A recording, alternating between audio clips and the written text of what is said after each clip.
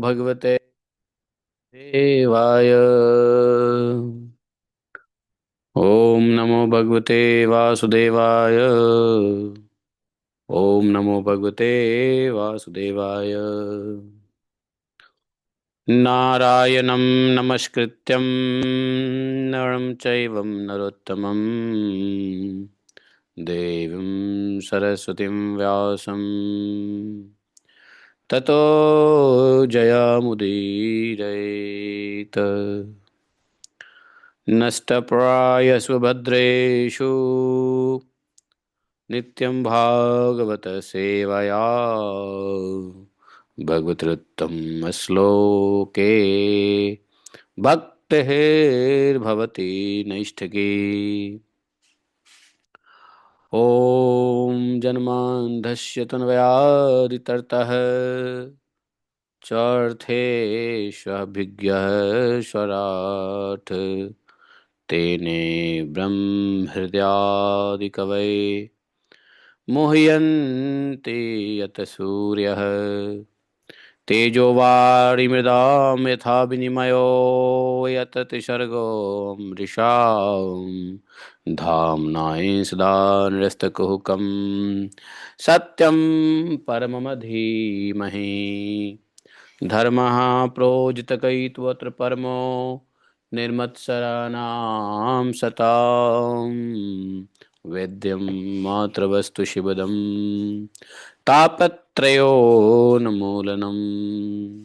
श्रीमद्भागवत महामुनि कृते किं वा परमेश्वरः सद्यो हृदयवदत्त कृतिभिः शुश्रूभिः ततक्षणात् निगमकल्पतरोर्गलितं फलं शुकमुखाद् द्रवितसंयुतं पिबत भागवतं रसमालयं मुहुरः रसिका भुवि भावुकाः।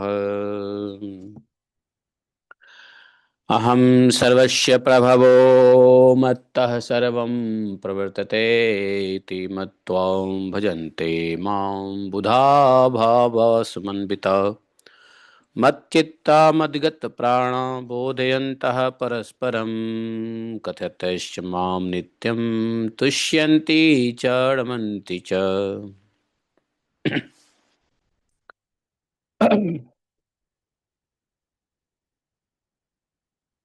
एवं तेषां सततयुक्तानां भजतां प्रीतिपूर्वकं ददामि बुद्धियोगं तं येन मापुयान्ति ते।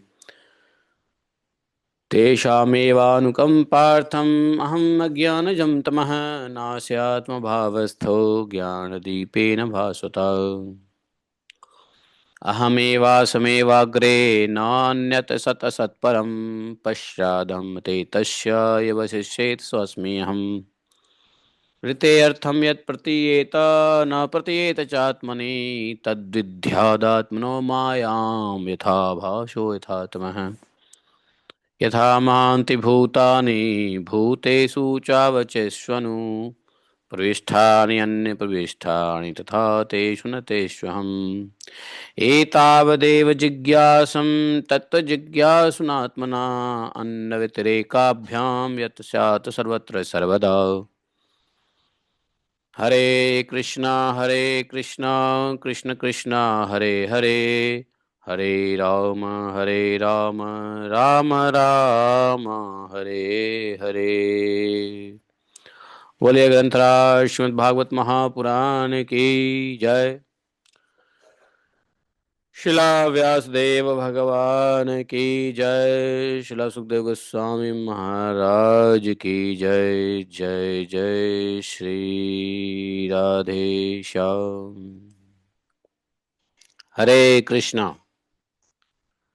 तो आज का पंचांग देख लो। आज का पंचांग क्या है? द्वितीया कृष्ण पक्ष, पुष्य नक्षत्र है, करण गौड़ है, योग विश्व कुंभ है और आज करण वाणिज्य भी लग जाता है, सोमवार है। माघ के महीना चल रहा है विक्रम संवत वालों के लिए। शिशिर ऋतु है, उत्तरायण चल रहे हैं। चंद्र राशि कर्क में है, सूर्य राशि धनु में है। विक्रम संवत कौन सा चल रहा है बताओ? विक्रम संवत कौन सा चल रहा है? किसी को याद है? विक्रम संवत का नाम बताइए, कौन सा ईयर चल रहा है? हिंदी का कौन सा ईयर चल रहा है? जैसे 2026 आ गया तो हिंदी का कौन सा ईयर है? यही तो बात है, कैसे नहीं बता। हाँ, 2082। शर्म की बात है, आप लोग को सही सही याद नहीं है। 2082 है और शक संवत है 1947, 1947 है शक संवत। और विक्रम संवत है 2082, 2082। विंशति द्वा अशीति इसको संस्कृत में कहते हैं। एकोन विंशति सप्त चतुष्शती ऐसा 1947 को कहते हैं। आप लोगों को पता है, मैं ये जो पंचांग रोज रोज पढ़ता हूं इसका बहुत बड़ा रिलीवेंस है। और मैं बहुत दिनों से शुरू किया इसको, आज से नहीं, काफी दिनों से, लगभग 1 साल हो गया रोज रोज पंचांग को बोलते हुए। 1 साल नहीं हुआ होगा तो थोड़ा बहुत कम होगा, 1 साल में। काफी दिन पहले से मैं रोज पंचांग बोल रहा हूँ। धीरे धीरे आइडिया हो रहा, पूरा तो नहीं।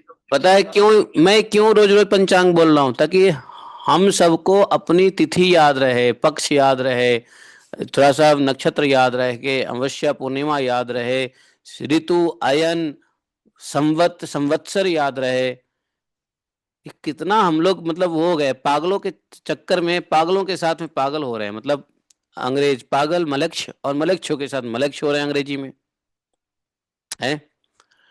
बच बच्चों को कैसे बताओगे? बच्चों को ये सब सिखाना पड़ेगा ना, है। खुद को ही पता नहीं रहेगा आज द्वितीया है तृतीया है, दिन तो डेट तो याद है, द्वितीया याद नहीं है। तो रोज रोज हम इसलिए कान में डालते हैं ताकि कल आपको याद रहे, हो कल द्वितीया हम लोगों ने सुना था तो आज तृतीया होगा। लेकिन श्योरिटी के लिए पंचांग देख लो, क्योंकि कभी कभी तिथि लोप हो जाता है, इसलिए पंचांग को भूल ही नहीं सकते, है कि नहीं। एक बार को आप कैलेंडर ना देखो, लेकिन फिर भी पंचांग को रोज देखना पड़ता है, क्योंकि पंचांग भगवान वेद का ही स्वरूप है। जो धर्म की स्थापना के लिए पंचांग में जो धर्म की बातें बताई गई है, धर्म के कार्य करने के लिए बताया गया है, वह पंचांग धर्म का ही मैनुअल है। जीवन का मैनुअल गीता है, तो धर्म का मैनुअल पंचांग है। पंचांग देख के तो धर्म का कार्य करोगे, नहीं करोगे। कैसे पता कैसे पता चलेगा कि माघ स्नान करना है मोक्ष प्राप्ति के लिए? तो पंचांग ही देखोगे ना। तो पंचांग धर्म की पुस्तक है, पंचांग पढ़ना धर्म को पढ़ना है, सनातन को पढ़ना है पंचांग पढ़ना। इसके बारे में कई बार बोल चुका हूं, अब ज्यादा नहीं बोलूंगा। इसलिए रोज रोज पंचांग हम पढ़ते हैं ताकि ध्यान रहे, ध्यान रहे। आप लोग क्या लगता है कि चलो पंडित जी बोल दिए, हमें क्या करना, पंडित जी जाने। अरे मैं यहाँ पंडित जी नहीं बैठा हूँ, पंडित जी हूँ लेकिन आप सबको पंडित बनाने के लिए भी हूँ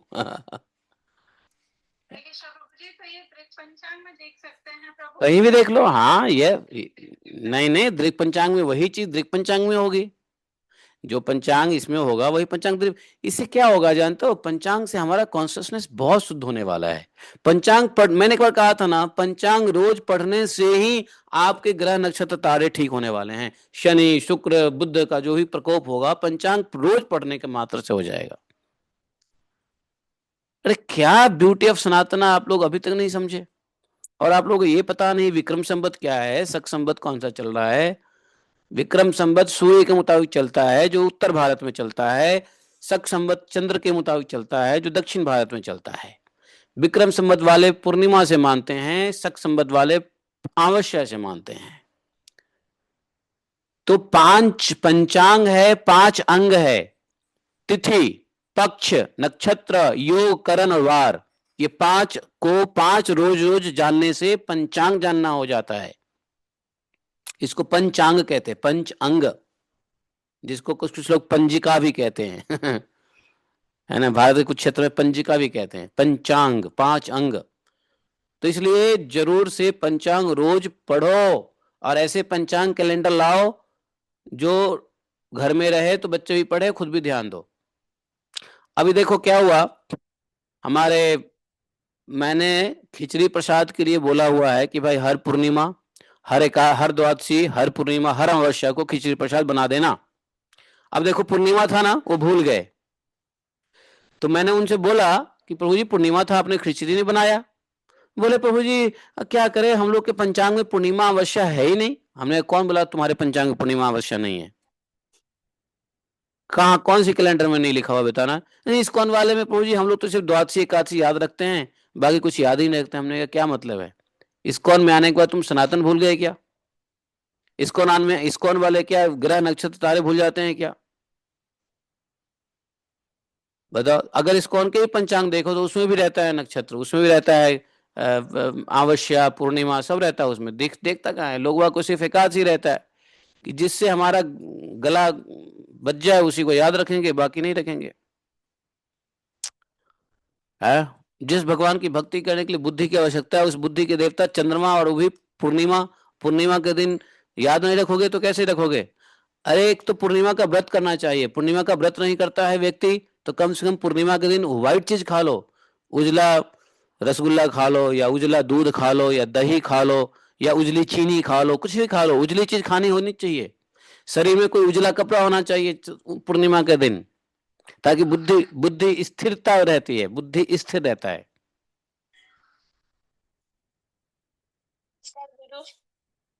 समझ गए ना? तो ये सब जानेंगे नहीं, कैसे काम चलेगा बताओ? हम्म। ये ब्रजवासी कल्याण सिंह क्यों फोन कर रहे हैं? एक मिनट, एक मिनट। हरे कृष्ण प्रभु, भागवतम चल रही है? हरि बोल, हरि बोल। ये ब्रजवासी क्यों फोन कर रहे हैं? तो पंचांग की इंपॉर्टेंस समझो भाई। मैं कई कई महीनों से पंचांग रोज रोज पढ़ रहा हूँ, इसीलिए इसलिए नहीं पढ़ रहा हूँ कि मैं बस पढ़ लिया पंडित जी, हम ही पंडित जी के लिए काम आएगा नहीं, आप सबको पढ़ना है पंचांग। और मैंने बताया था कि अपने ग्रह नक्षत्र तारे सुधारने हो तो पंचांग को रोज पढ़ो, ऐसे कैलेंडर लाओ जिसमें ये रोज दिखा हो, चार चीज रोज मिले आपको। नहीं तो घर में एक वो रखो, शाइन बोर्ड रखो, ब्लैक बोर्ड, व्हाइट बोर्ड, वहां लिख दो आज द्वितीया, पक्ष तृतीय, नक्षत्र पुष्य, योग विश्व कुंभ, करण गर, वाणिज्य सोमवार। हम्म। चलिए, बहुत बातें हो गई। हरे कृष्णा। हमने आपको जो दो श्लोक दिया था, वो दो श्लोक याद हो गया होगा सबको, नहीं हो गया तो कोई बात नहीं है, कर लेना। आज के दो श्लोक मैंने भेज दिए हैं आप लोगों को, ठीक है? अभी ग्रुप में देख लो, आज की गीता के दो श्लोक हमने भेज दिए हैं, मिला सबको? रिकॉर्डिंग बाद में कर दूंगा, लेकिन दो श्लोक मैंने भेज दिए हैं। देवपुरी महाराज देखो, अब आपके इच्छा पूर्ति हो रही है गीता के बारे में। दो श्लोक हमने भेज दिए हैं। आज के दो श्लोक है, भवान भीष्मश्च कर्णश्च कृपश्च समितिञ्जयः अश्वत्थामा विकर्णश्च सौमदत्तिस्तथैव च अन्ये च बहवः सुरा मदर्थे तक्त जीविताः नाना शस्त्र प्रहरणाः सर्वे युद्ध विशारदाः। तो ये श्लोक है कि द्रोणाचार्य और पितामह भीष्म और कर्ण और संग्राम विजयी कृपाचार्य, और वैसे ही अश्वत्थामा विकर्ण और सोमदत्त का पुत्र भूरिश्रवा, और मेरे लिए जीवन की आशा त्यागने देने वाला बहुत से सूरवीर अनेक प्रकार के शस्त्र शास्त्रों से अस्त्र शस्त्र से सुसज्जित, और सब के सब युद्ध में चतुर हैं। मैंने हिंदी भी भेज दिया है। वैसे समय नहीं मिलता है, लेकिन मैं चाहूँ तो समय निकाल लूंगा। मैं सोच रहा था कि शाम को 15-20 मिनट का एक वीडियो बना दूं, जिसमें गीता के श्लोक कैसे याद करें, इसके मीनिंग कैसे दिमाग में आ जाए, और इसके अंदर शब्दों का जो प्रयोग है संस्कृत में, उसका अर्थ कैसे हम याद रखें। अर्थ याद रखोगे तो श्लोक याद हो जाएगा, और जब श्लोक और अर्थ याद रहेगा तो गीता की बात ध्यान में रहेगी, मन में हमेशा चलता रहेगा। तो सोच रहा था कि एक वीडियो बनाऊंगा डेली, लेकिन कल देखो मैं जब चला गया, अ, आज आई और मैं वीडियो बना नहीं पाया। मैं सोचा था कि शाम में एक ब्रीफ वीडियो बना दूं, जिसमें दो तीन चीजें मैं करूं। एक तो श्लोक का रेसिटेशन, दूसरा उसकी मीनिंग कैसे समझे, तीसरा उसके अंदर ग्रामर कैसे समझे।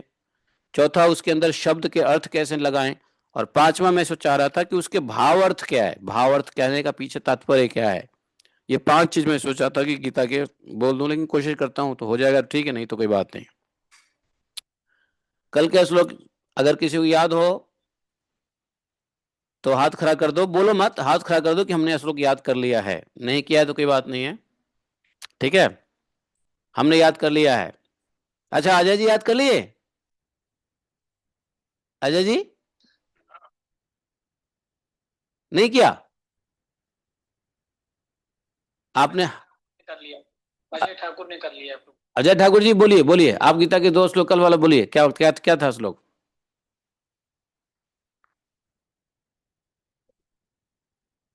अच्छा चलो कोई बात नहीं है, हाथ खड़ा कर दिया लेकिन बोल नहीं पा रहे हैं। कल का श्लोक बहुत अच्छा श्लोक था, श्लोक एक का श्लोक बढ़िया है, ठीक है। उसमें देखो, युधा मन्युश्च विक्रांत उत्तमौजाश्च महारथा,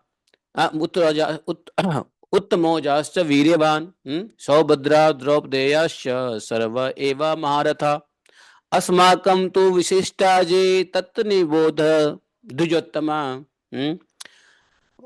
नायका माम सैन्यस्य संज्ञार्थम तत् अब्रवीमिते। इसका अर्थ समझने से श्लोक का याद बहुत आसानी से हो जाता है। तो ऐसे करो, शाम को इसका सेशन देखेंगे, अगर रहा तो आसानी से हो जाएगी। और यदि दिमाग में बहुत फालतू की बात घूम रही है तो गीता के श्लोक याद नहीं होंगे, ये बात पक्की है। अगर दिमाग में बहुत फालतू की बातें चल रही हो, देखो दो दो लोगों को गीता का श्लोक याद नहीं होगा, जो इलिटरेट है, जो हिंदी इंग्लिश नहीं पढ़ना जानते हैं। दूसरा, जिनके दिमाग में बहुत सारी मटेरियल बातें चल रही होगी तो गीता स्मरण करना बड़ा मुश्किल हो जाता है श्लोक का। तो दोनों में से कोई एक बात अगर है तो फिर गीता श्लोक डिफिकल्ट हो जाता है। आज भागवतम में आगे बढ़ते हैं, पांचवा अध्याय, 5 तारीख है, 5 जनवरी, 5वां अध्याय। सुतवाच अथ ते सुखम आसीना उपासीनम बृहस्रवा। हम तो सोच रहे थे गीता का हम लोग याद कर लें तो भागवतम के भी सारे श्लोक याद करने का प्रारंभ कर सकते हैं। पहले गीता तो कर लो इस साल, तो अगले साल भागवतम के श्लोक याद कर लेंगे, हैं? भागवतम के श्लोक भी याद करना चाहिए, क्या दिक्कत है उसमें? सुत जी बोले, अथ तम सुखमासीन उपासीनम बृहस्रवा देवर्षि प्राह विप्राणिश विप्रशिम विपर्षिम विना पानी समन्न इव।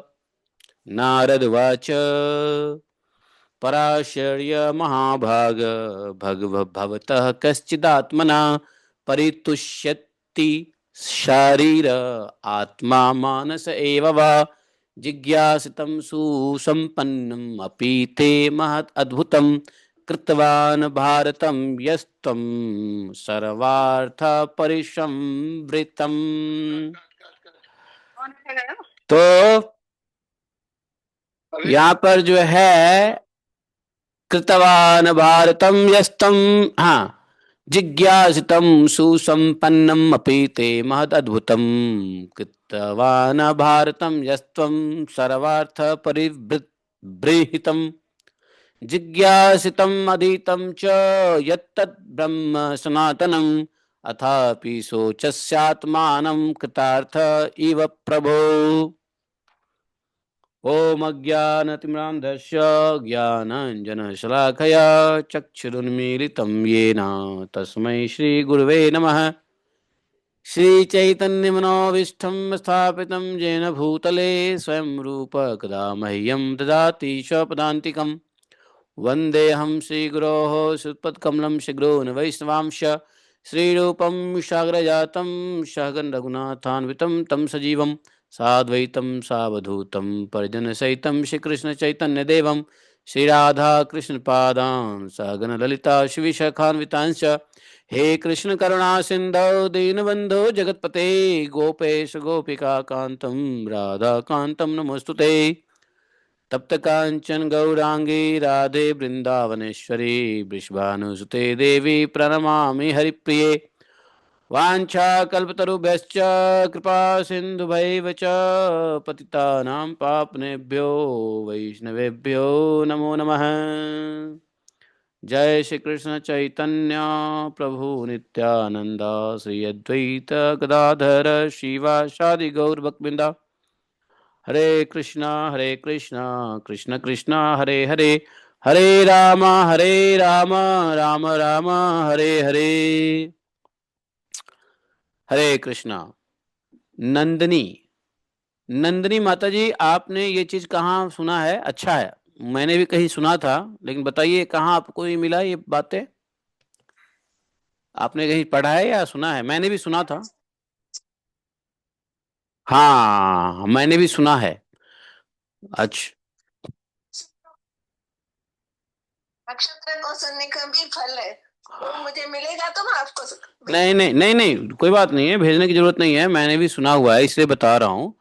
ऐसा है, नंदनी माता जी चेन्नई से मैसेज किया है कि बाय नोइंग डेली पंचांग गंगा स्नान का फल मिलेगा। तो ये बात सत्य है। वो आचार्य हर हर रोज रात में पढ़ेगा कल का क्या है, और इसके बाद वो बोलेगा गंगा स्नान का फल मिलते हैं। एग्जैक्टली सही है, बिल्कुल सही है। गंगा स्नान का फल भी मिलता है, प्लस जितने अपने ग्रह नक्षत्र तारे हैं वो सब सीधे हो जाते हैं। ये भी पंचांग का महत्व है कि रोज पढ़ने से अपने जो ग्रह नक्षत्र तारे उस दिन का यदि दुष्प्रभाव देने वाला है तो वो दुष्प्रभाव नहीं देगा। क्यों? गंगा स्नान जैसा फल मिल जाता है, शुद्ध हो जाता है। तो ये बात भी है पंचांग रोज पढ़ने का। हाँ, सही आपने कहा है। हरे कृष्णा। इसलिए मैं रोज पढ़ता हूँ और रोज आप लोगों को पढ़ाने की कोशिश करता हूँ, सुनाता हूँ। चलो, पढ़े नहीं तो सुन भी लिए तो भी काम चल जाएगा। तो सूत जी आगे कथा को बढ़ाते हैं। सूत जी कहते हैं कि देखिए, सुत जी ने कहा कि पहले तो नारद जी आए, और नारद जी आकर के अपना वीणा पाणी, हाथ में वीणा पाणी रहता है ना, पाणी मतलब हाथ और वीणा मतलब वीणा, हाथ में वीणा लिए हुए आए और बैठे, और व्यास देव जी ने स्वागत किया, पूजा किया, आसन दिया, बिठाया सुखपूर्वक। नारद जी जब बैठ गए सुखपूर्वक, सुखम आसीन ऐसा लिखा हुआ है, अथ तम, जब वो सुखपूर्वक बैठ गए, सुखम आसीनम उपासीनम, पास में, उपासीनम मतलब पास में कौन बैठे थे? बृहस्रवा। हम्म तो बोले, नारद जी मुस्कुराए, व्यास जी से कहा, नारद जी ने कहा, क्या कहा नारद जी ने? पराशार्य महाभाग, हे महाभाग व्यास जी, पराशार्य, पाराशौर्य, पराशर के पुत्र होने की वजह से इनको पाराशर्य भी कहा जाता है। तो इसलिए नारद जी ने कहा, पाराशर्य महाभाग, हे महाभाग व्यास जी, आपके शरीर और मन दोनों ही अपने कर्म एवं चिंतन से संतुष्ट है ना? अवश्य अवश्य आपकी जिज्ञासा ठीक ठीक पूर्ण हो गई होगी। आपकी मन में जो कौतूहल चल रहा था प्राणियों की कल्याण के लिए, हो सकता है वो भली भांति ठीक ठाक पूरा हो गया होगा। क्यों नहीं होगा? क्योंकि आपने जो यह महाभारत की रचना की है, महाभारत बड़ी अद्भुत है। वह धर्म आदि सभी पुरुषार्थ से परिपूर्ण है महाभारत। सनातन ब्रह्म तत्व को भी आपने खूब विचारा है, जान भी लिया है। फिर भी प्रभु, आप अकृतार्थ पुरुष के समान अपने विषय में क्यों शोक कर रहे हैं? नारद जी भी यहां प्रभु कह के ही थोड़ा संबोधन कर रहे हैं। तो बोले कि आप अकृतार्थ पुरुष के समान, ऐसा पुरुष जो कुछ करते हुए भी हैं, नहीं करने जैसा खिन्न व्यक्त करता है, ऐसे अकृतार्थ पुरुष के समान आप क्यों शोक कर रहे हैं? व्यासदेव जी ने कहा, क्या कहा व्यासदेव जी? बोले अस्त एव अस्ति अस्ति एव में सर्वमिदं त्यक्त्योक्तम। बोले कि आपने जो मेरे विषय में जो कुछ कहा, तत्युक्त त्वयुक्तम, आपने जो कुछ बोला सब ठीक है, आपने ठीक ही बोला। महाभारत जैसे ग्रंथ जो सबके लिए सुलभ करने के बावजूद भी मेरे हृदय में संतुष्ट नहीं, मैं संतुष्ट नहीं, मेरे हृदय में संतोष नाम की चीज नहीं। पता नहीं इसका क्या कारण है। आपका ज्ञान अगाध है, आप साक्षात ब्रह्मा जी के मानस पुत्र हैं, इसलिए मैं आपसे ही इसका कारण पूछता हूं। और वैसे भी देखो, संतों के समस्याओं को सुलझाने के लिए नारद जी आते ही हैं। अगर किसी भक्त संत को कोई समस्या आ गई होती है तो नारद जी पहुंचते ही हैं उसको सुलझाने के लिए। नारद जी के दर्शन ही होता है काम बनाने के लिए। तो बोला कि मैं आपसे ही पूछता हूं, आप तो सभी गोपनीय रहस्य को जानते ही हैं, आपने पुराण पुरुष की उपासना की है। ऐसे जो पुराण पुरुष प्रकृति पुरुष दोनों के स्वामी हैं, असंग रहते हुए ही संकल्प मात्र से गुणों के द्वारा संसार के सृष्टि स्थिति और प्रलय करते हैं, तो नारायण को ही पुराण पुरुष माना गया है। नारायण को पुराण पुरुष कहते हैं, भगवान को पुराण पुरुष कहते हैं, कृष्ण को पुराण पुरुष भी कहते हैं। तो नारद जी बोले भवता भवतानुदित प्रायम यशो भवतो अमलम जे निवासो न तुष्येत मन्ये तदर्शनम खिलम यथा धर्मादयश्चार्थम मुनिवर्यानुकीर्तिताः न तथा वासुदेवस्य महिमा ही अनुवर्णितम। बोले ऐसा है। तो उन्होंने कहा कि देखो आप तो पुराण पुरुष के उपासक हैं, आप सूर्य के भांति तीनों लोक में घूमते रहते हैं, आप योग बल से प्राणवायु के समान सबके भीतर रहकर अंतःकरण के साक्षी भी हैं, ये सिद्धि भी है। नारद जी को यह भी सिद्धि मिली है कि प्राणवायु के रूप में नारद जी किसी के हृदय में घुस सकते हैं। योगानुष्ठान और नियमों के द्वारा परब्रह्म और परब्रह्म दोनों की पूर्ण प्राप्ति कर लेने पर मुझ में जो बड़ी कमी है उसे आप कृपा करके बताइए। नारद जी, व्यासदेव जी को पता है नारद जी कौन है, भगवान के अवतार ही हैं। भगवान तो अंतःकरण में साक्षी हैं ही नहीं है, तो या नारद जी के पास ऐसा योग बल है प्राणवायु के समान भीतर रहकर अंतःकरण में साक्षी हैं, या फिर नारद जी भगवान के अवतार है तो भगवान तो ऑलरेडी साक्षी हैं ही हमारे अंतःकरण में। तो वाइस वर्षा बात एक ही है। तो बोला कि देखिए मैंने तो योग का अनुष्ठान किया, नियमों के द्वारा परब्रह्म और शब्द ब्रह्म दोनों की हमने सिद्धि की, पूर्ण प्राप्ति कर ली। परब्रह्म और शब्द ब्रह्म, अब देखो दो बातें यहां आ गया, परब्रह्म शब्द ब्रह्म। भगवान कृष्ण कौन है? परब्रह्म है। शब्द ब्रह्म क्या है? वेद को बोला है शब्द ब्रह्म, वेद शब्द ब्रह्म है। उस शब्द ब्रह्म का सार है भागवतम। तो शब्द ब्रह्म अर्थात वेद, परब्रह्म अर्थात भगवान, इन दोनों की प्राप्ति तो हमने कर ली है सभी नियमों के द्वारा। फिर भी ऐसा लगता है कि मुझ में कुछ बड़ी कमी है, छोटी नहीं, मुझ में कुछ बड़ी कमी है ना। हाँ देखो व्यास देव जी कह रहे हैं मुझ में कुछ बड़ी कमी है, और हम लोग क्या बोलते हैं, हमने ठीक ठीक से तो किया है लेकिन लगता है थोड़ा हमें कमी है थोड़ा, है ना। हमारे लैंग्वेज में या व्यास देव जी की लैंग्वेज में कितना अंतर है देखो। हम जानते कुछ नहीं है, वो अपने को बोलते हैं थोड़ा सा कमी रह गया है, थोड़ा सा ये रह गया है, थोड़ा बताते हैं अपने को। व्यासदेव जी कहते नहीं नहीं, मेरे में बड़ी कमी है। हैं? व्यासदेव जी के हम क्या बोलते हैं, व्यासदेव जी के ह्यूमिलिटी से हम लोग कुछ समझ सकते हैं, सीख सकते हैं, नहीं सीख सकते हैं? हमारी आदत क्या है, हमेशा ये बोलने की है थोड़ा। अरे प्रभु जी थोड़ा रह गया है, याद कर लिया जी ये श्लोक, थोड़ा रह गया है कि नहीं? अच्छा, ये चीज का, ये चीज पूरा हो गया, काम पूरा हो गया, थोड़ा रह गया है। नहीं, मुझ में तो गुण भी है, लेकिन थोड़ा अवगुण भी है ना? मैं ये नहीं कहता मेरे में अवगुण नहीं है, थोड़ा अवगुण भी है। थोड़ा बोलने की आदत है हम लोगों को, नहीं? बताओ, सत्य है या असत्य है?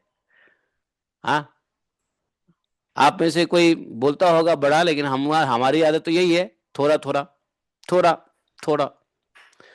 यहाँ पे व्यास देव जी कह रहे हैं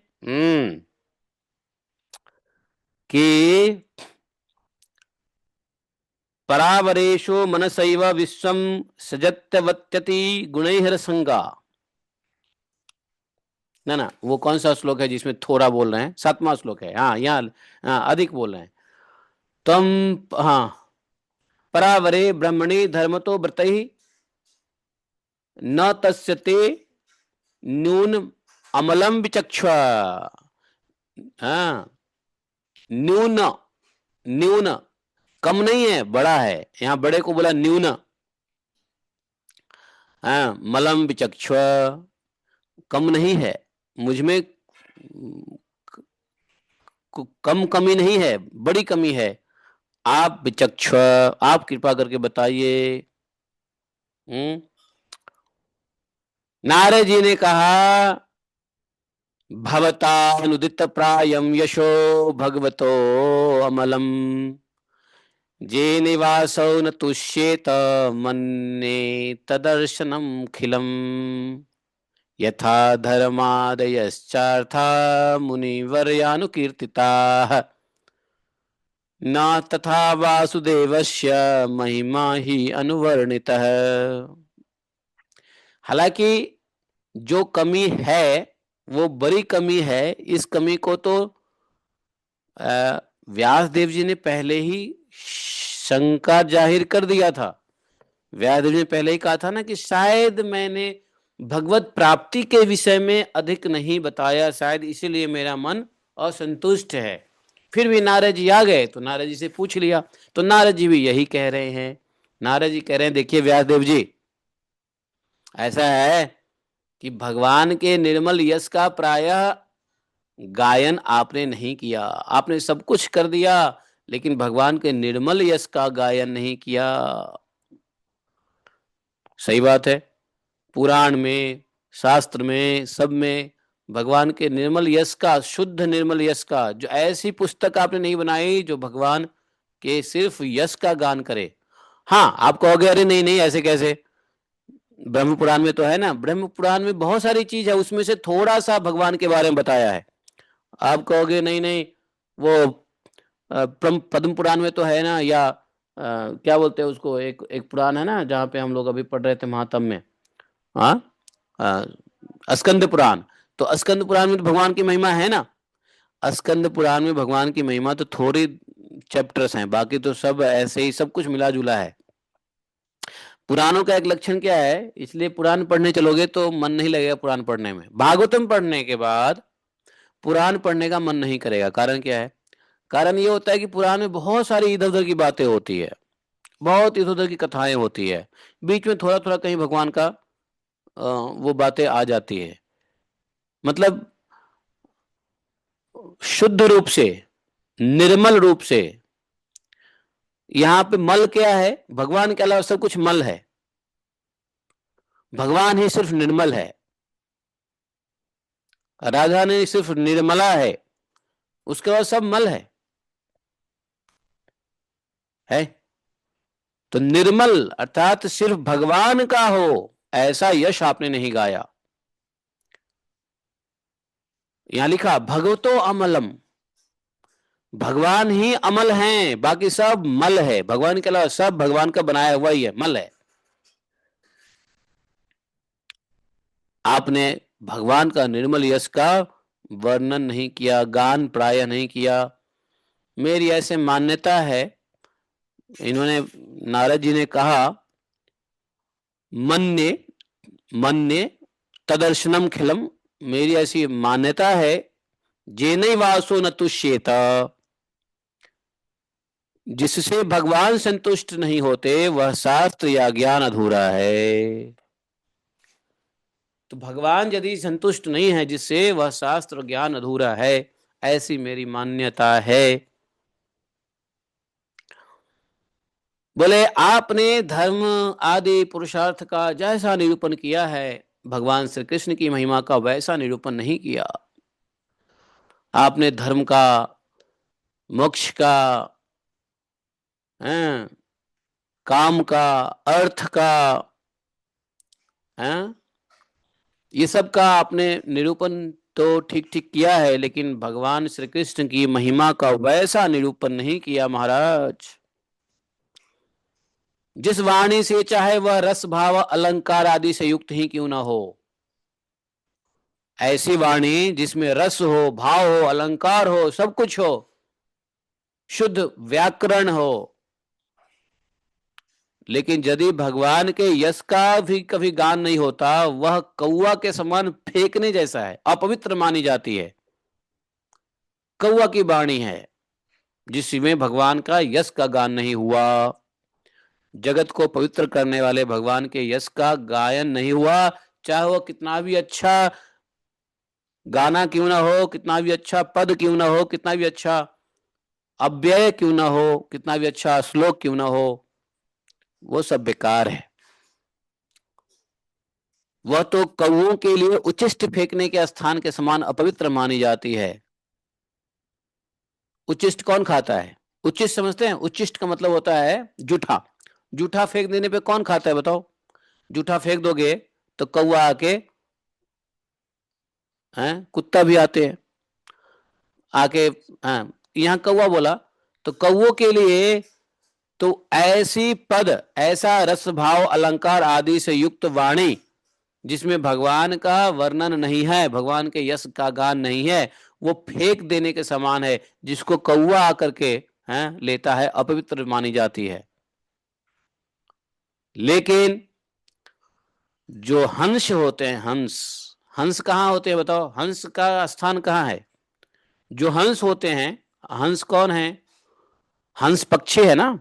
तो ये हंस कहाँ रहता है? हंस का रहने का स्थान कहाँ है बताओ? अगर आपको हंस ढूंढना है तो कहाँ जाओगे? हाँ,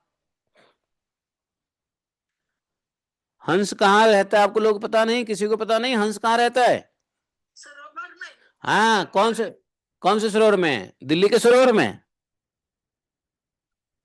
सरोवर में रहता है। ये बात है, मान सरोवर में। आपको बड़ा ज्ञान है। कहाँ सुना आपने? तुक्का लगा दिया। तुक्का लगा दिया। कभी कभी, कभी कभी तुक्का भी पास हो जाता है। हाँ हाँ, सही सही। एक्चुअली हंस पूरे पृथ्वी पे एक ही जगह निवास करता है, वो है मान सरोवर के, मान सरोवर में जो कमल है ना, कमल के वन में हंस रहते हैं। मान सरोवर के अंदर में कमल वन है, जहां कमल ही कमल है, पानी में कमल आते हैं। तो मान सरोवर के अंदर में बहुत बड़ा मान सरोवर है, उसमें कमल का जंगल है, कमल का विहार, वन है, उसमें रहता है हंस। तो जैसे हंस होते हैं, तो हंस कहाँ विहार करता है? कमल के वन में। वैसे ही ब्रह्म के धाम में विहार करने वाले जो भगवत चरणारविंद आश्रित हैं भक्त, वो इन फालतू के पदावलियों को नहीं सुनते। फालतू के, जिसमें भगवान का वर्णन नहीं है, भगवान का यश गान नहीं है, इसमें, अच्छा उसको तो हंस कहते हैं, लेकिन ब्रह्म धाम में विहार करने वाले भगवान के चरण आश्रित भक्त को क्या कहते हैं? परमहंस। देखो, हाँ, परमहंस कहते हैं, भगवान के चरणारविंद आश्रित भक्त को परमहंस कहते हैं। हंस तो पक्षी है, परमहंस भक्त है। हंस तो सिर्फ दूध और पानी को अलग करना जानता है, लेकिन परमहंस जो है वो अमल मल को अलग करना जानता है। वो भगवान के यशगान को छोड़ लेकर ले लेता है और बाकी फालतू चीज छोड़ देता है कौवा के लिए, जूठे पत्तल के समान। ऐसा बताया है। नारद जी की उपमा देखो, जबरदस्त उपमा है। हैं, जगत पवित्र प्रगृणीन करहचित नयत्र हंसा निर्मत्तो शिक्षया। इसके उल्टा, इसके उल्टा, इसके विपरीत सुनो क्या है। जिसकी सुंदर रचना भी नहीं है, मान लो कोई पद है, कोई गीत है, कोई श्लोक है, कोई काव्य है, लेकिन उसमें रचना सुंदर नहीं है, भाषा का दोष है, व्याकरण का दोष है, उसके शब्द भी शुद्ध नहीं है, फिर भी जिनका प्रत्येक श्लोक भगवान के सुयश सूचक नाम से युक्त है, भगवान के यश सूचक नामों से युक्त है, शुद्ध नहीं है, वह वाणी लोगों के सारे पापों का नाश कर देती है। क्योंकि सत्पुरुष ऐसे ही वाणी का श्रवण गान और कीर्तन किया करते हैं। व्याकरण से भरा हुआ, अलंकार से भरा हुआ परमहंस लोगों को उसमें आनंद नहीं है। यदि टूटी फूटी शब्दों में ही यदि कोई गीत गाया जाए जिसमें भगवान के गुण गाया जा रहा है, तो परमहंस उसको ज्यादा लाइक करते हैं। अच्छे रचनाओं से कोई मतलब नहीं है। जैसे मान लो बोले कि कोई व्यक्ति, जैसे लता मंगेशकर गीत गा रही है, गला अच्छा है, सब कुछ बढ़िया है, लेकिन ऐसे गीत गा रही है जिसमें भगवान के बारे में कोई यश गान नहीं है, तो चाहे लता मंगेशकर भी गाए तो भक्त उसको नहीं सुनते हैं। क्यों? नहीं नहीं, लता मंगेशकर तो गायिका अच्छी है, बढ़िया है, अच्छा कंठ है, अच्छे, लेकिन फिर भी भक्त उसको नहीं सुनते हैं, लता मंगेशकर की आवाजों को। क्यों? उसमें भगवान का गायन नहीं है।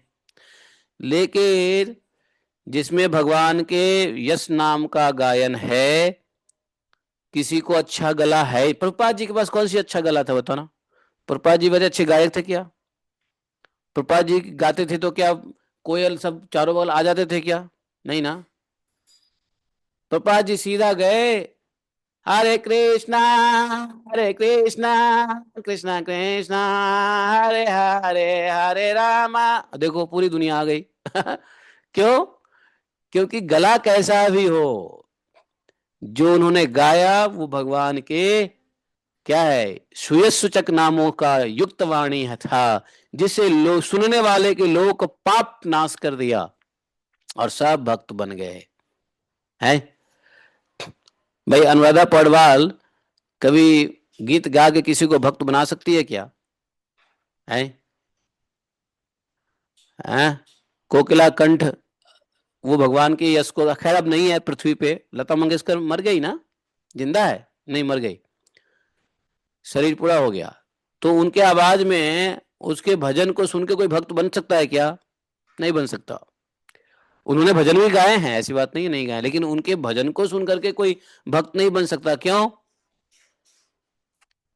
उसमें भगवान पाप नाश करने की क्षमता नहीं है। तो ऐसे वाणी संत महात्मा नहीं सुनते, परमहंस नहीं सुनते, भगवान के भक्त नहीं सुनते हैं। और कुछ भगवान के भक्त ऐसे होते हैं जो गाते भी हैं फिल्मी सॉन्ग, है कि नहीं, और गाना पसंद भी करते हैं। खासकर बॉम्बे से आए हुए भक्त लोग, बॉम्बे के भक्त लोग हैं, बॉम्बे में रहने वाले भक्त लोग को कंठी तुलसी माला लेने के बावजूद भी फिल्मी सॉन्ग गुनगुनाना बड़ा अच्छा लगता है। जानते हो, ये बम्बैया की आदत है। क्यों? माहौल ही ऐसा है, इसी माहौल में रहे पले बड़े। हॉलीवुड बॉलीवुड के एरिया में तो ऐसा मैंने देखा है। मैं बॉम्बे में एक भक्त के घर पे गया था, राधानाथ महाराज के ही शिष्य थे, ज्यादातर उन्हीं के शिष्य हैं वहां पे। तो मैं उनके घर पे एक दिन रुका और माता जी बड़ा बढ़िया तिलक किए हुए हाँ हरि बोल प्रभु जी, सो एंड सो। बाद में मैं एक बार देख रहा हूँ किचन में प्रसाद बना रही है और एक फिल्मी सॉन्ग गीत गा रही है। हमने कहा कि अब नाम नहीं बताऊंगा, भक्त का नाम नहीं बताना चाहिए। हमने कहा माता जी ये कौन सा ट्यून है और कौन सी गाना है, ये कोई भजन अच्छा गा रही हो लगता है। तो वो तुरंत समझ गई कि मैं क्या कह रहा हूँ। थे फिल्मी गीत, मैंने कह दिया कि भजन अच्छा गा रही हो, हैं जरा इसके, हैं। अब वो तुरंत समझ गई। हमने कहा बताओ, अभी अभी ये इतना नियम झाड़ रही थी, हाँ, कि मंदिर में अल्टार में ऐसा वैसा प्रभुपाद जी ये वो अगरम बगरम महाराज है, टन टन टन टन नमो ब्रह्मन देवाय गु ब्रह्म, ऐसे दिखा रही है जैसे कितना बड़ा भक्त है, और किचन में प्रसाद बना रही है फिल्मी गाना गुनगुनाते हुए। जबकि किचन में प्रभुपाद जी ने आदेश दिया है कि भैया महामंत्र करते हुए खाना बनाओ, प्रसाद बनाओ, अमनिया तैयार करो, हैं। तो ये मैं सिर्फ बम्बई में ही ऐसा देखा कि मैं समझ गया कि भाई हॉलीवुड बॉलीवुड का क्या बोलते हो बम्बई में, हिंदी सिनेमा में क्या बोलते हैं, बॉलीवुड या हॉलीवुड, हैं। मैं दो वर्ड में कंफ्यूज हो जाता हूँ। हॉलीवुड है, नहीं बॉलीवुड है। हिंदी मूवी को क्या बोलते हैं, बॉलीवुड हॉलीवुड, अच्छा बॉलीवुड, अच्छा। तो हॉलीवुड कहाँ होता है, अंग्रेजी वाला, अच्छा। देखो हॉलीवुड हो या बॉलीवुड हो, हमको तो एक चीज याद आता है, टॉलीवुड, तमिलनाडु वाला, वो नहीं भूलता मैं। टॉलीवुड, और टॉलीवुड अच्छा लगता है। तो समझो, है क्या मतलब है बताओ, भक्ति में आ गए, सब कुछ हो गया, फिर भी हाँ फिल्मी गीत थी, गुनगुनाने की इच्छा हो रही है, क्या फायदा है। तो बॉम्बे एक्सपोजर्स वालों को ऐसा देखा गया है। जो वक्त बॉम्बे के एक्सपोजर में है। तो ये कहते हैं नहीं नहीं नहीं, परमहंस ऐसे वाणी का श्रवण गायन कीर्तन नहीं करते हैं, ऐसे चीजों को वो छोड़ देते हैं जूठे पत्तल के समान, किसके लिए, कौओं को खाने के लिए। चाहे वो है। तो ये जितने गायिका लोग हैं जो उल्टे सीधे फालतू के गाना गाते हैं, उनको कौन खाते हैं, उनको वही कौए के समान जो लोग हैं वही खाते हैं, वही गाते हैं। बोले वो ठीक नहीं है आपने, अच्छा, बोले कि ज्ञान भी वही निर्मल ज्ञान है जो मोक्ष प्राप्ति का साधन साधन है। ये तो चलो कीर्तन गायन की बात हो गई। नारद जी ने 12वें श्लोक में ये कह दिया कि न सोहते ज्ञान मलम निरंजनम, ऐसा ज्ञान भी, ज्ञान मलम निरंजनम कुतः पुनः सस्वद भद्रमीश्वरम न चा अर्पितम कर्मयप्य कारणम। बोले कि देखो ऐसा है, आपने पुराणों में और वेदों को भाग करके आपने ज्ञान दे तो दिया, लेकिन भाई वह ज्ञान भी निर्मल ज्ञान हो सकता है जो मोक्ष की प्राप्ति का साक्षात साधन, यदि भगवान की भक्ति से रहित हो। मान लो ऐसा ज्ञान है जिसमें मोक्ष की प्राप्ति हो सकती है, लेकिन उस मोक्ष की प्राप्ति भगवान से भक्ति रहित है, तो वो मोक्ष भी कैसा है, ड्राई मोक्ष है, शुष्क मोक्ष है, टेस्टलेस मोक्ष है सूखा पापड़ की तरह, उसमें कोई रस नहीं है। तो यदि मोक्ष, मोक्ष इसलिए भक्त मोक्ष नहीं चाहता, पहले क्या चाहता है, भगवान की भक्ति चाहता है। भगवान की भक्ति रहित मोक्ष मिले चाहे कुछ मिले सब ठीक है, लेकिन भक्ति के बिना मोक्ष नहीं चाहिए। मोक्ष कोरा है, मोक्ष ड्राई है, मोक्ष में कोई रस है क्या, है।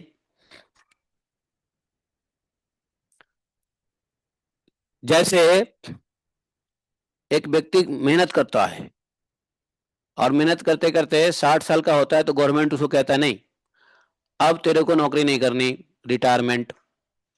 तो उसको आदत रहती है क्या, काम करने की आदत रहती है, रोज ऑफिस जाना, रोज ये करना, रोज वो करना, बाबूजी ये जी वो जी फाइलें ये अगरम बगरम सगरम, उसकी आदत रहती है 60 साल तक। और जैसे ही 60 साल के बाद गवर्नमेंट उसको रिटायर देता है, अर्थात मोक्ष देता है काम से। रिटायरमेंट क्या है, काम से मोक्ष, अर्थात नौकरी क्या है, नौकरी रिटायरमेंट यह है कि नित्य नौकरी से मोक्ष, ऑफिस दफ्तर आने की जरूरत नहीं है, मोक्ष हो गया तुमको, दफ्तर से ऑफिस से मोक्ष मिल गया, ये रिटायरमेंट है। और रिटायरमेंट ले लेते हैं, फिर घर पे बैठ जाते हैं। अब इनको घर पे बैठेंगे तो घर पे क्या करेंगे जी? आदत तो है मतलब काम करने की, तो घर पे बैठे क्या करोगे? और भगवान की भक्ति भी नहीं है, हाँ, भगवान का भजन भी नहीं किया है। तो ऐसे ऐसे रिटायर्ड लोग होते हैं ना, वो क्या करते हैं?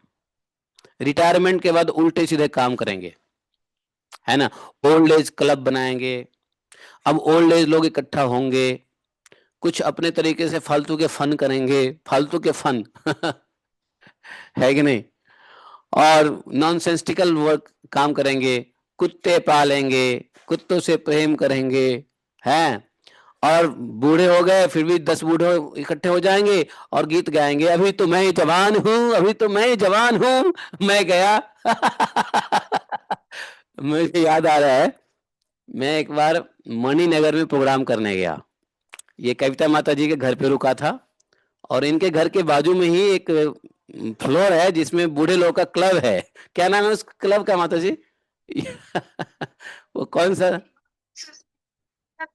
हाँ हाँ हाँ, ये पापा की फ्रेंड। इनके पिताजी के बहुत अच्छे मित्र थे दौलत राम जी, और बड़े अच्छे स्वभाव के हैं दौलत राम जी। तो और उनको देख के लगता है कि उनके पास दौलत भी होगा, ऐसा है। तो वो हमें ले गए वहां पे गुड लक सोसाइटी में, और वहां बूढ़े लोग का क्लब था और मुझे बिठा दिया, मैं गया।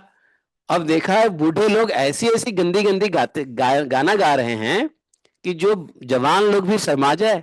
जवान लोग भी ऐसे गाने ना गाए जो बूढ़े लोग गा करके अपने को आनंदित प्रफुल्लित कर रहे हैं, अभी तो मैं जवान हूं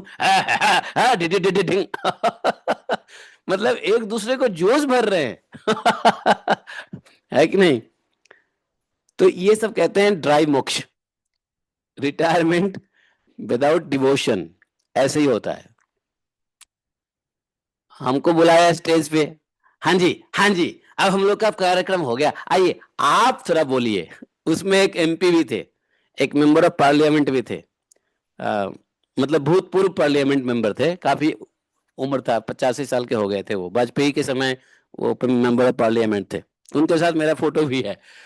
तो उन्होंने मुझे बुलाया, जी आप थोड़ा हम लोग को बताइए।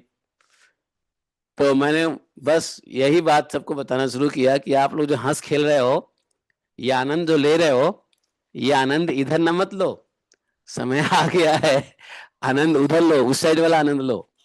तो खैर वहां पे मैं आधे घंटे बोला, तो मैंने देखा कि वहां की बात नहीं है, बहुत जगह की बात है। अभी ऑस्ट्रेलिया से एक डिवोटी आए थे, तो मैंने उनसे पूछा कि भाई वहाँ रिटायरमेंट लोग क्या करते हैं, रिटायर्ड करने के बाद उनकी एक्टिविटी क्या होती है। तो उन्होंने जो बताया कि रिटायरमेंट होने, ये माता जी है ना, वो एक माता जी है ना, ये मोना माता जी के हस्बैंड आई थी, सपना माता जी। अभी है सपना माता जी क्या? नहीं है? कभी कभी आती है, नहीं आती है, कभी कभी, मोस्टली नहीं आती है, कभी कभी आ जाती है। तो सपना माता जी के हस्बैंड थे, उनसे मैंने यही पूछा कि वहाँ रिटायरमेंट लाइफ में क्या करते हैं लोग। तो कहते हैं क्या उन्होंने वहाँ के बूढ़ों के क्या कहते हैं, वो एक साइड में उनका रिटायर ओल्ड एज लोगों का एक एक अपना उनका सिस्टम है, उन्होंने बता रहे थे, और फालतू के काम करते हैं। तो भाई काम से मोक्ष मिला, तो भगवान के भक्ति के बिना यदि वेद और शास्त्रों में दिए गए उपाय से यदि मोक्ष मिले, तो ठीक वैसा ही मोक्ष है जैसे बिना भक्ति के रिटायरमेंट है कि नहीं। शुष्क ड्राई कुछ नहीं होने वाला है। और ऐसे मोक्ष लेके करोगे क्या, बोर हो जाओगे। तो बोले, नारद जी बोले कि आपने जो ज्ञान दिया वेद का, शास्त्र का, उपनिषद का, है निर्मल ज्ञान भी है, आपने ज्ञान निर्मल ठीक है दिया है जिसमें मल नहीं है, लेकिन मोक्ष की प्राप्ति का साधन भी है आपने जो लिखा है, लेकिन भगवान की भक्ति से रहित है तो इतनी शोभा नहीं होती है। फिर जो साधन और सिद्धि दोनों ही दशाओं में सदा ही अमंगल रूप है, वह काम्य कर्म और भगवान को अर्पण नहीं किया गया है। तो ये तो भैया अहेतुकी कर्म से भी कैसे सुशोभित हो सकता है। अहेतुक कर्म किसको कहते हैं? निष्काम कर्म को अहेतुक कर्म कहते हैं। नारद जी ने यहाँ अहेतुकी बोल दिया है, तो निष्काम कर्म को अहेतुक बोल दिया है। वैसे अहेतुकी का मतलब निष्काम कर्म होता है। अहेतुकी भक्ति अर्थात जिसमें कोई कामना नहीं हो, इसको निष्काम भक्ति कहते हैं।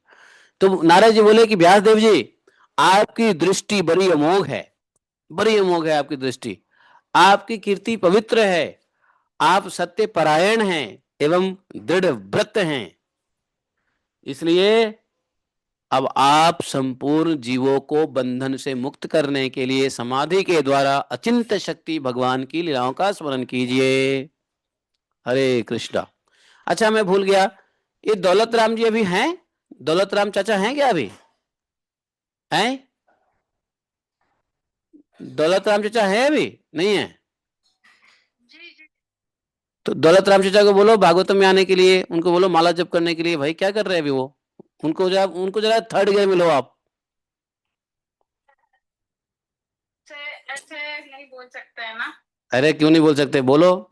अभी नहीं बोलोगे तो कब बोलोगे? कोई बच्चे हैं क्या 12 साल के हैं जो? आप मेरा नाम बोलो कि प्रभु जी बोले हैं भागवतम सुनो आकर के डेली, मेरा नाम बोलो। छोटे हैं तो क्या हुआ, ज्ञान में तो बड़े हैं आप, आपके पास भगवत ज्ञान है तो आप ज्ञान में बड़े हैं। हाँ वो ठीक है, तो ठीक है तो तो आप मेरा नाम ले लो ना। प्रभु जी आपको याद कर रहे थे, भागवत में बुलाया है, हैं? तो आप श्रवण कर लिया करो। अरे मेरे कंधे पे गोली छोड़ो ना आप, क्या है यार आप भी, आपको समझना मेरे कंधे पे गोली छोड़ो, है कि नहीं? वो मेरे को जानते तो हैं, तो फिर मेरे कंधे पे जो गोली छोड़ो, है ऐसा है। तो उनको सारा ज्ञान दे दो लेकिन हमारे कंधे के सहारा लेकर के ऐसे ही करना चाहिए, ऐसे ही करना चाहिए। माता पिता को भी समझाना हो तो ऐसे ही करना चाहिए, है कि नहीं? तो बोले कि देखो व्यास देव जी, आपका आपका दृष्टि अमोघ है, जबरदस्त है, आप कीर्ति पवित्र है, क्यों ना हो भगवान स्वयं है। बोले आप सत्य परायण है, दृढ़ व्रत है, इसलिए अब आप संपूर्ण जीवों का बंधन से मुक्त करने के लिए समाधि के द्वारा अचिंत्य शक्ति से आप एक काम कीजिए। क्योंकि देखो ये व्यास देव जी तो भविष्य को देख लिया, भविष्य में झांक लिया, ये आने वाले लोगों का क्या होने वाला है, तो उन्होंने करुणावश ये सब किया। नारद जी बोलते हैं कि काम करो, आप थोड़ा भगवान के लीलाओं को ध्यान करो, स्मरण करो, लीलाओं का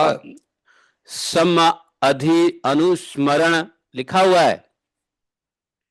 उरु क्रमस्य अखिल बंध मुक्तये समाधिना अनुस्मरण तद्विचेष्टितम अथो महाभाग भवान अमोघ दृक शुचि श्रवा सत्यरतो दृढ़ व्रत। आप सत्यरत हैं, दृढ़ व्रत हैं, शुचि श्रवा हैं, आप महाभाग हैं, आपके भवान अमोघ दृक, आपकी दृष्टि अमोघ है। उत्क्रमस्या अखिल बंध मुक्तये, उत्क्रमा उरुक्रमा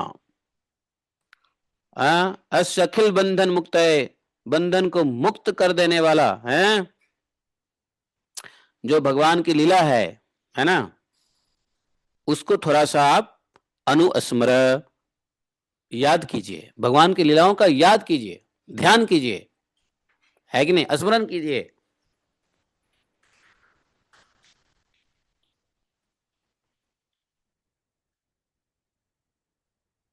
और क्या बोल दिया? बोला ततो अन्यथा किंचन यद विवक्षितः, जो मनुष्य भगवान की लीला के अतिरिक्त और कुछ कहने की इच्छा करता है, वह उस इच्छा से निर्मित अपने अनेक नाम और रूपों के चक्कर में पड़ जाता है। भगवान के लीला के अलावा कुछ भी यदि कहने की इच्छा हो रही है तो वो इच्छा क्या करेगा मालूम है? नाना प्रकार के नाम रूपों के चक्कर में पड़ जाएंगे। भगवान के अलावा देखो यहाँ पे बहुत अच्छी बात कह दी है, नोट करने वाली बात है कि हम जो बोलते हैं ना, मोह एक ऐसी चीज है कि जितना जिस चीज के बारे में बोलोगे उसी के बारे में हमारी इच्छा जागृत हो जाती है। इसलिए अपने मुंह से गलत बातें नहीं करनी चाहिए। भगवान की ही ज्यादा बात करेंगे तो भगवान के ही नाम रूप के चक्कर में पड़ेंगे, और भगवान के अलावा यदि कुछ बोलते रहेंगे तो भगवान के अलावे नाम रूप के चक्कर में पड़ेंगे। भगवान के अलावे देखो, भगवान के भी कई नाम रूप हैं, तो हम क्या भगवान से कम है? हमारे भी तो कई नाम रूप है। इस जन्म में ये नाम पड़ा, अगले जन्म में कोई और नाम पड़ेगा, पिछले जन्म में कुछ और नाम था, किसी जन्म का नाम गधा था, किसी जन्म का नाम कुत्ता था, किसी जन्म का नाम भी। भगवान से कम है क्या? हाँ, भगवान अनंत, भगवान के अनंत नाम है, हमारे 84 लाख योनियों में भटके हुए नाम है। तो हमारे भी तो अनंत रूप हो सकते हैं, हमारे तो 84 लाख योनियों के अंदर में है। भगवान के नाम रूप तो 84 लाख नहीं बताया है, अनंत बताया, अनगिनत बताया, असंख्य बताया है। कोई ब्रह्मांड के अंदर धूल कण को गिन सकता है, लेकिन भगवान के नाम रूप को नहीं गिन सकता। लेकिन मनुष्यों के तो 84 लाख योनि है, 84 लाख योनियों को ही भटकेंगे। तो भगवान के यदि नाम रूप के चक्कर में पड़ेंगे तो ठीक है, लेकिन यदि भगवान के लीला के अलावा कुछ बातें करेंगे, भगवान के विषय वस्तु के अलावा कुछ बात करेंगे, तो पता नहीं अनेक नाम रूपों के चक्कर में पड़ जाएंगे। और वो नाम रूप क्या होगा? 84 लाख योनि के अंदर में ही होगा। जैसे इस योनि का नाम पड़ गया देवपुरी बाबा, अगले योनि का नाम कुछ और पड़ जाएगा।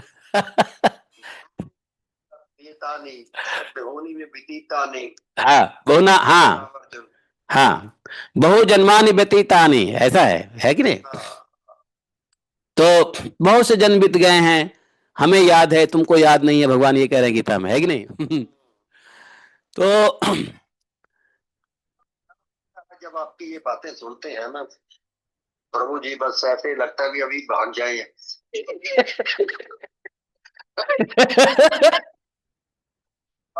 सब मलेच्छों से घिरे हुए हैं। अरे प्रभु जी, देवपुरी बाबा सुनो, देवपुरी बाबा सुनो, हमारे इस भागवत के सत्र से तो कई लोग भाग गए हैं, सुनना पसंद नहीं करते हैं। अरे प्रभु जी डरा देते हैं।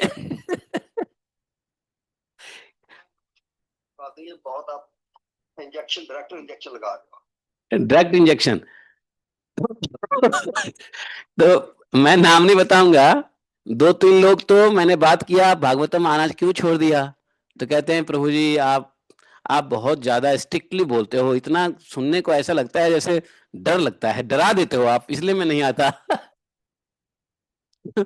मैं नाम नहीं लूंगा, लेकिन कुछ लोग ऐसा है कि नहीं? हाँ, तो और कुछ लोग डरते डरते आते हैं, चलो सुनना पड़ेगा तो सुन लेते हैं। लेकिन भाई जब शास्त्र की बात को एज इट इज नहीं बात करेंगे तो कैसे करेंगे? है माता जी भी दिखाई नहीं देती, कभी आवाज नहीं सुनाई देती। कौन माता? कौन माता? पिता देवी। हाँ हाँ, है, वो है, रहती है, टाइम मिलता है तो आ जाती है ना? But she never speaks now. She's always quiet. अब देखो, कई बार भागवतम सुन लिया है ना, पहली बार दूसरी बार आदमी बोलता है, हमेशा तो नहीं बोलता रहेगा। भाई पहली बार दूसरी बार में क्वेश्चन रहता है, अब तो 2-3 बार हो गया तो भागवतम में क्या क्वेश्चन होगा? अब श्रवण का आनंद ले रही है, सिर्फ सुनने का। वो है ना भी यहाँ पे? हाँ, ये है ना, कहा ए प्रथा देवीदासी, बोलिए, आपकी आवाज आ रही है? नहीं आ रही है? धन्यवाद। अभी वो लिसनर बन गई है, श्रोता। तुम प्लीज नहीं होती, प्लीज थोड़ा सा बीच में बोला करो। अरे क्या बोले? गिरी गोवर्धन का आनंद ले रही हूँ। नहीं, आप मॉनिटर भी है ना क्लास के। गिरी गोवर्धन का, हाँ। तो सुनिए, भगवान ने क्या कह दिया कि, तो मैं ये कह रहा था, एक बहुत अच्छी बात नोट करने वाली बात थी यहाँ पे 14वां श्लोक में, एक बात मेरे दिमाग में आया था जो बताऊं। हाँ, भगवान नारद जी ने कहा कि जो मनुष्य भगवान के लिए के अतिरिक्त कुछ कहने की इच्छा करता है, वह इच्छा से ही निर्मित अनेक नाम रूपों के चक्कर में पड़ जाता है। अर्थात जो बोलने की इच्छा करोगे उसी के चक्कर में पड़ जाओगे। जानते हो, हमारे एक गुरुजी थे, प्रयाग कांत झा, पी के झा, बड़े विद्वान। जिन्होंने वोल्टाज वेक्ट जो है ना सेल एक्साइड बैटरी वालों को, उन्होंने अपना कॉपीराइट बेचा था, उन्होंने इन्वेंशन किया था, it was his invention. Lead acid battery है ना, उन्होंने आविष्कार किया था लेड एसिड बैटरी का, बट पेटेंट राइट उन्होंने बेच दिया एक्साइड वालों को। तो बड़े विद्वान थे, संस्कृत के भी, साइंस के भी, वैज्ञानिक भी थे, और मैंने उनसे पढ़ा हुआ है, वो हमें सब पढ़ाते थे। तो वो कलकत्ता रहते थे, तो वो हमेशा क्या कहते थे, यही बात कहते थे कि देखो ज्यादा किसी से बात करोगे ना तो आप उसके जाल में फंस जाओगे, इसलिए अधिक बात मत करना। और जब हम स्कूल में 8वीं 9वीं क्लास में आते थे तो वो एक बात कहते थे, बउआ जी किसी लड़की से अधिक बात मत करिएगा।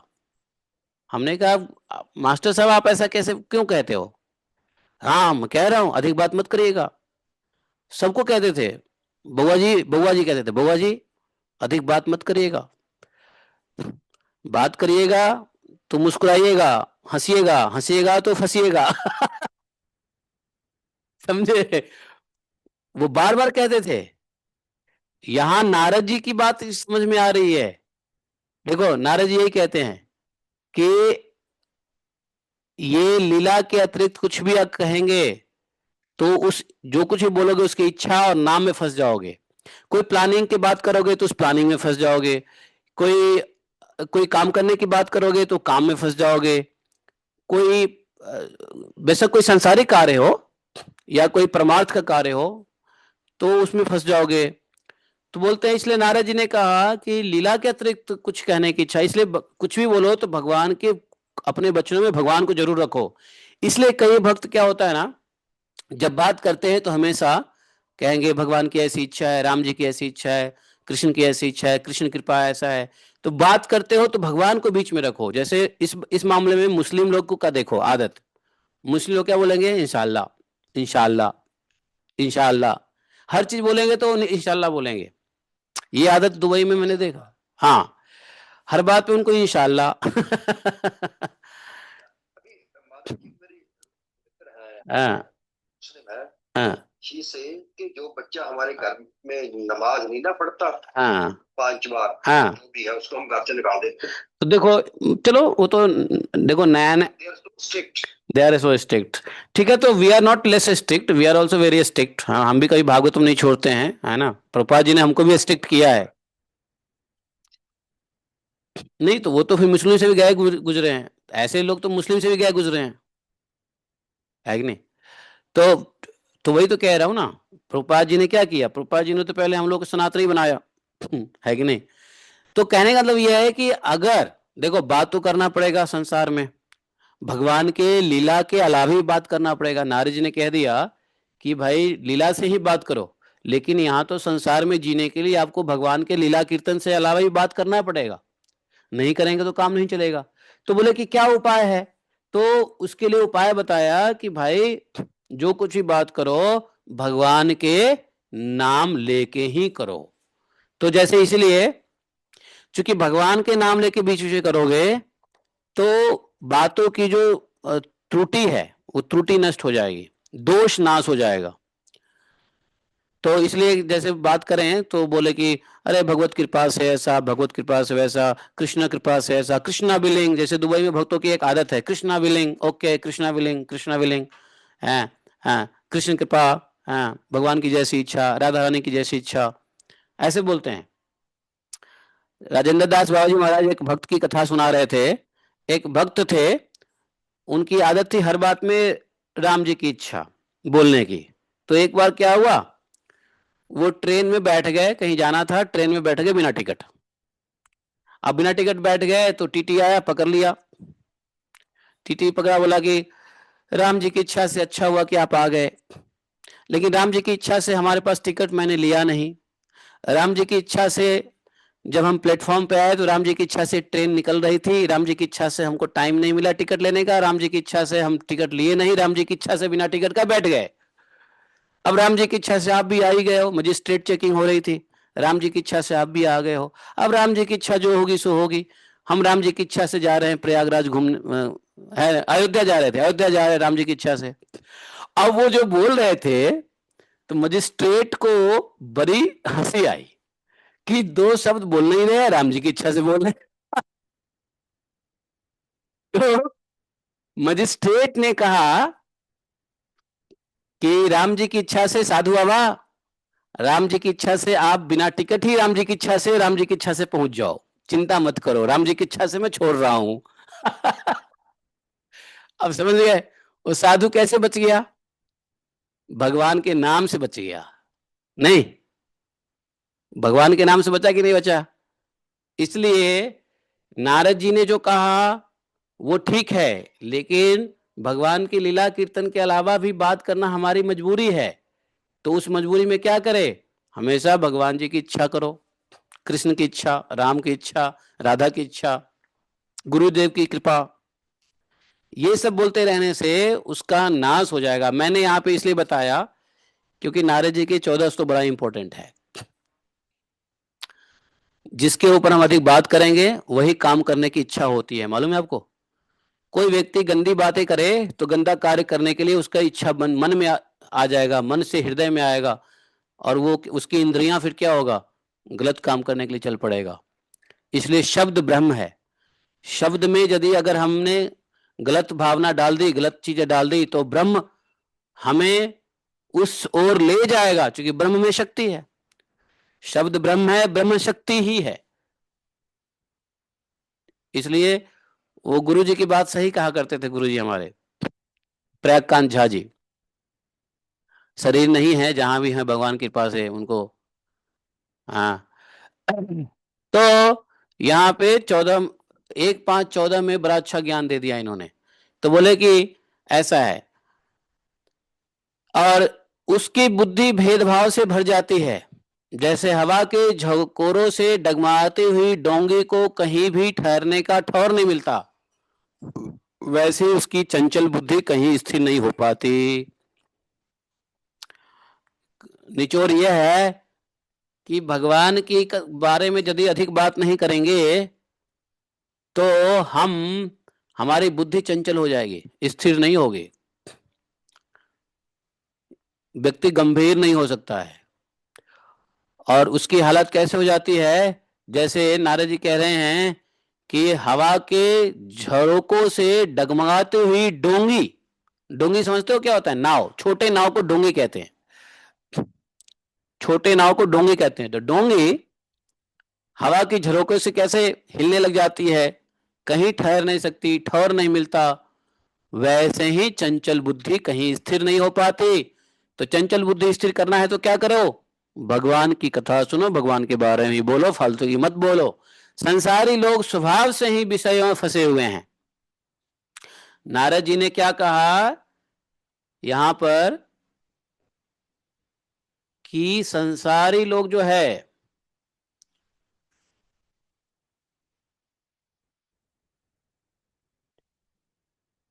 वैसे ही विषय में फंसे हुए हैं। कैसे? स्वभाव से, स्वभाव से ही संसारी लोग विषय में फंसे हुए हैं। और धर्म के नाम पर आपने उनको क्या दिया? आपने वेद में, पुराणों में धर्म के नाम पे क्या दिया? वही निंदित सकाम कर्म। आपने सकाम कर्म की आज्ञा दे दी, और यहां तक कि आपने पशु हिंसा की भी आज्ञा दे दिया। नारद जी ने कहा कि आपने निंदित सकाम कर्म का आज्ञा दे दिया। वेद क्या है? सकाम कर्म अर्थात प्रवृत्ति से निवृत्ति की ओर ले जाने का मार्ग वेद बताता है। तो प्रवृत्ति क्या है?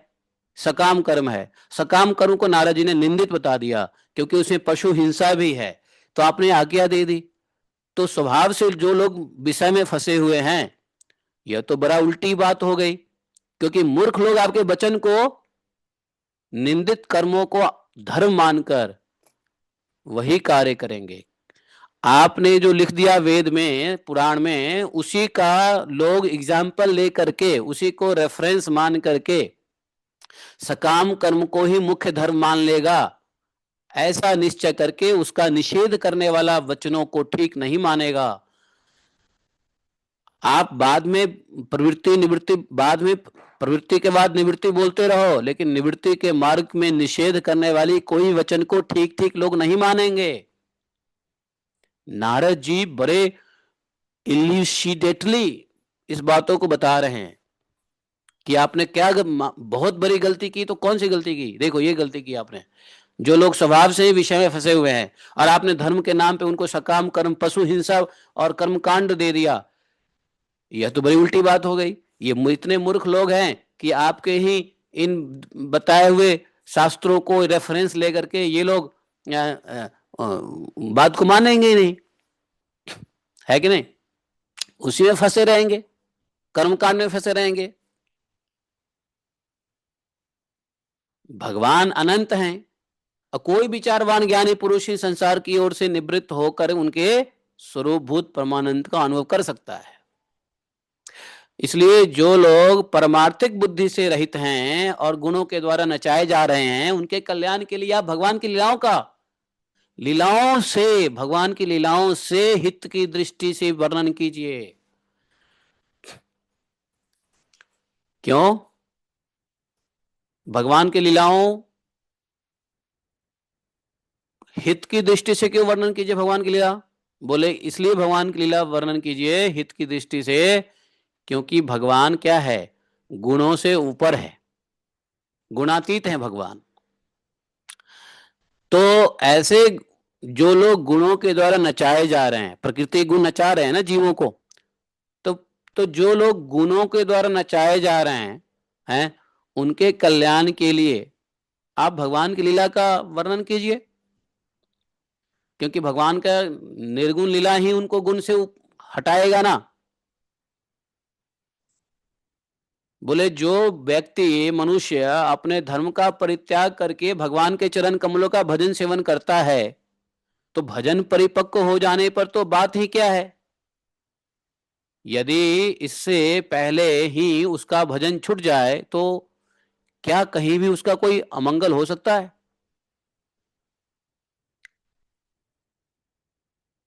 यहां बोला कि मान लो कोई व्यक्ति धर्म को त्याग दिया और धर्म को त्याग करके भगवान के चरण कमलों का भजन सेवन कर रहा है, भजन में आ गया, बाकी सब ध्यान छोड़ के कृष्णा कॉन्शियस में आ गया, मान लो सब धर्म छोड़ के, तो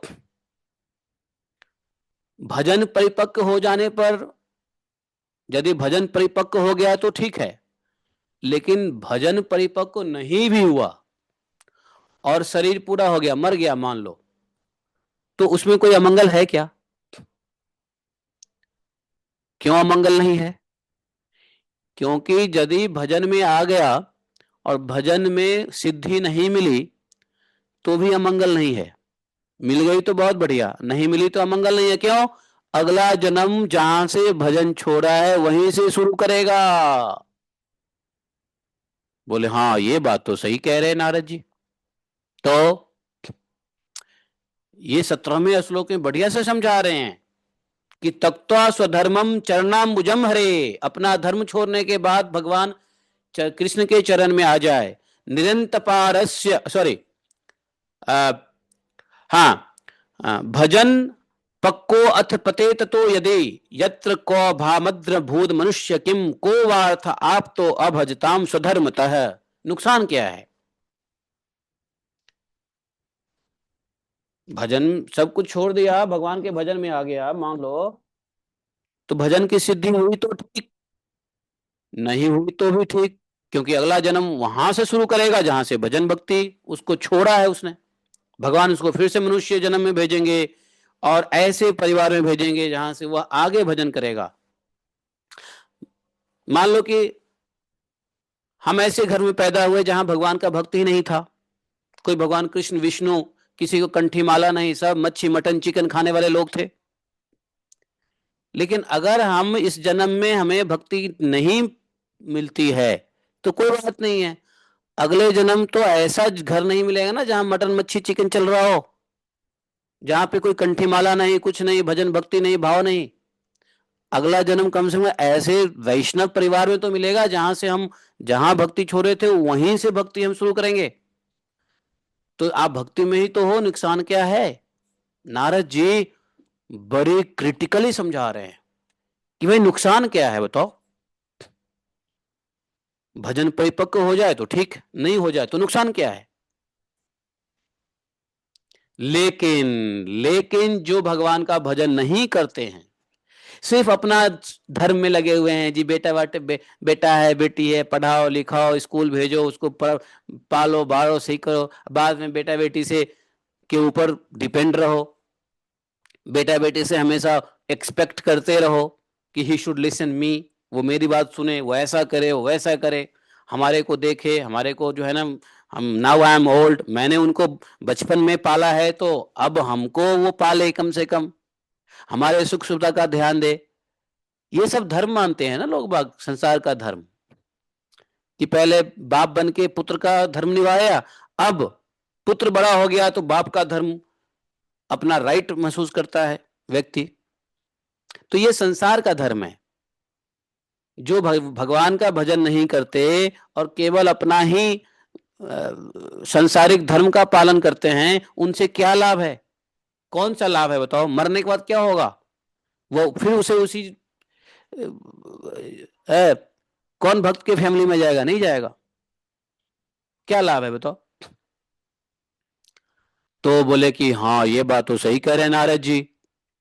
जैसे जैसे नारद जी बता रहे हैं, व्यासदेव जी का भौं